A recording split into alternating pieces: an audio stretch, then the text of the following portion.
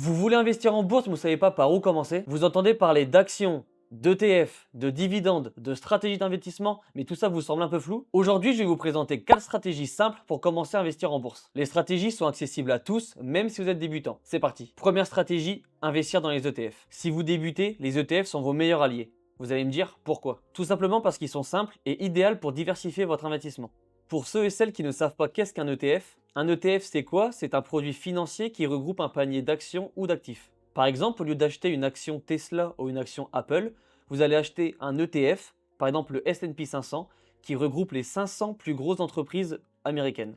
Et tout ça en une fois. Dans le S&P 500, il y a beaucoup d'entreprises que vous connaissez, comme Apple, Tesla, Google, Amazon et j'en passe. Et du coup, pourquoi choisir les ETF? Premièrement, il y a une diversification automatique. C'est-à-dire que si l'entreprise ne performe pas, les autres compenseront. Évidemment, la réduction de risque.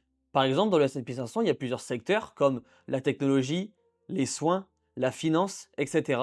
Donc du coup, vous investissez dans des centaines d'actions qui sont dans différents secteurs. Et du coup, troisième avantage, facile d'accès pour les débutants, tout simplement parce que n'importe qui peut acheter une action sans se prendre la tête et parfois, selon les ETF, des 50 ou 100 euros.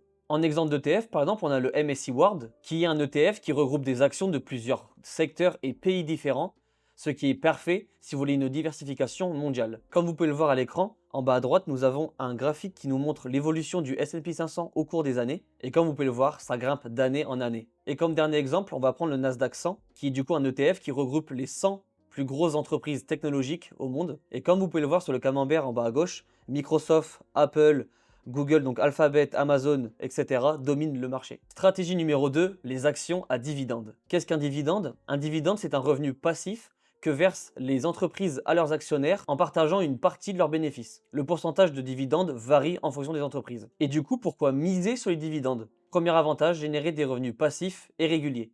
Et ce qui est idéal avec les actions à dividendes, c'est que les actions génèrent un flux constant de revenus et c'est idéal pour les investisseurs sur le long terme. C'est-à-dire que les entreprises qui versent des dividendes sont souvent bien établies et moins volatiles que les startups ou les entreprises qui sont en croissance rapide. Troisième avantage, on en a parlé dans ma dernière vidéo. D'ailleurs, si vous êtes débutant en bourse et que vous ne savez pas par où commencer, je vous suggère de regarder ma vidéo que je mets en haut à droite afin de vous informer à pourquoi investir dès maintenant. Donc du coup, troisième avantage, rendement total amélioré. Donc on va parler de l'effet boule de neige. C'est-à-dire que si vous réinvestissez chaque mois, chaque année vos dividendes, vous allez augmenter la valeur de votre portefeuille avec le temps grâce aux intérêts composés. Mais évidemment, si vous investissez dans des entreprises qui ont une forte croissance, comme Microsoft, Apple et bien d'autres, eh bien vous allez combiner la croissance plus la distribution de dividendes. Et maintenant, je vais vous dévoiler une petite astuce. Premièrement, le taux de distribution. Le taux de distribution ne doit pas dépasser les 70% pour garantir que l'entreprise peut maintenir ses paiements de dividendes. Et ensuite, il faut que vous regardez l'historique des dividendes. C'est mieux d'investir sur une entreprise qui a une forte croissance des dividendes au fil des années.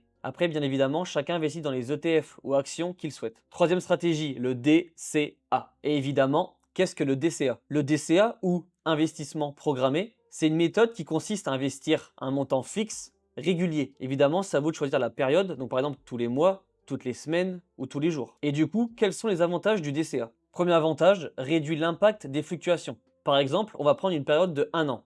Et imaginez que vous investissez 100 euros tous les mois pendant 1 an. Eh bien, l'avantage du DCA, c'est-à-dire que peu importe le prix où vous achetez l'action, et vu qu'il y a des mois où vous allez l'acheter plus bas ou il y a des mois plus haut, eh bien le fait d'acheter tous les mois va vous permettre de lisser votre investissement. Et le DCA, c'est parfait pour les débutants. C'est-à-dire que vous n'avez pas besoin d'attendre le bon moment pour acheter.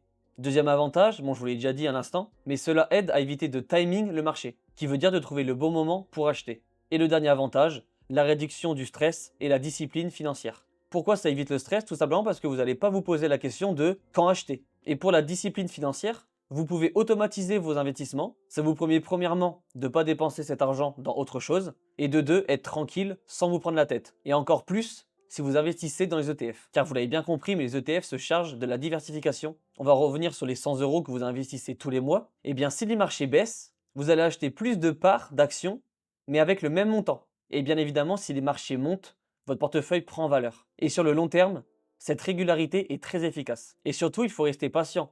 Parce que le DCA, c'est une stratégie qui fonctionne sur le long terme et non pas sur quelques mois. Quatrième et dernière stratégie, la diversification. En bourse et dans d'autres secteurs, on vous dit souvent qu'il ne faut pas mettre les œufs dans le même panier. Et donc du coup, comment diversifier efficacement? Premièrement, la diversification géographique. Investissez dans des entreprises de différentes régions, comme les États-Unis, l'Europe, l'Asie et j'en passe. Même si j'ai une petite préférence pour les États-Unis. La diversification sectorielle. Vous pouvez combiner plusieurs domaines comme la technologie, la santé, l'énergie ou d'autres. Vous devez aussi diversifier vos actifs. Il ne faut pas juste se limiter aux actions. Vous pouvez ajouter des obligations, des matières premières, voire même de l'immobilier avec les REITs. Pour ceux qui ne connaissent pas, ce sont des fonds immobiliers cotés. Par exemple, un portefeuille classique inclut 50% en ETF diversifiés comme le S&P 500, MSCI World, Nasdaq 100 et j'en passe. 30% en actions à dividendes solides, c'est-à-dire des actions qui sont sûres et qui vont vous verser vos dividendes tous les mois ou tous les ans. 10% en obligations pour la sécurité et je vous conseille 10% en liquidité, en euros, pour saisir les opportunités. C'est-à-dire que si vous voyez une action qui vous intéresse et qui vient de chuter ou qui vient de baisser, et bien comme ça vous avez directement des fonds sur votre compte pour pouvoir investir dans cette action. Ça va vous éviter d'attendre quelques jours afin de faire le virement et de recevoir votre argent sur le compte. Et donc du coup, vous allez perdre l'opportunité d'acheter cette action. Voilà, maintenant vous connaissez les 4 stratégies à adopter en bourse afin d'avoir un portefeuille efficace. L'important c'est de commencer, même avec des petites sommes, et de rester discipliné. Et bien cette vidéo est terminée. N'hésitez pas à me partager en commentaire laquelle de ces stratégies vous intéresse le plus. Si vous avez aimé la vidéo, n'hésitez pas à la liker et à vous abonner pour me soutenir. Merci de m'avoir regardé, c'était Mathéo. Ciao.